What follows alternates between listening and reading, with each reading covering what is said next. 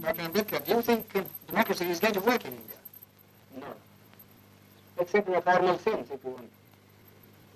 What do you mean? I mean the paraphernalia of democracy, full penal elections, prime ministers and so on and so on. Well, the elections are very important. No. Elections are important provided they produce really good men. But aren't they important because they allow you to change a government? I mean, it's better to change peaceably than not. Yes, but who has got the idea, you see, that voting means change of government? Nobody has. People have no consciousness. And our electoral system, you see, is of a sort which never allows a man to choose the candidate. Now, for instance, the Congress went and said, vote for what? Vote for Bullock.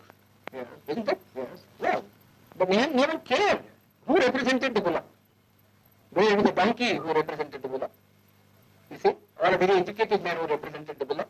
He simply voted for the Bullock. Well, I would not come into many party systems, but what do you mean by, in a formal sense? You mean that in a fundamental sense, democracy will not work. For the simple reason, we have got a social structure which is totally incompatible with parliamentary democracy. what do you mean that it's based on inequality, or It is based on inequality.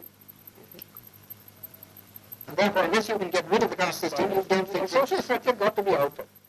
I am quite prepared to say, well, it will take some time for the social structure to be altered if you want to do it in a peaceful way. Yes. You see?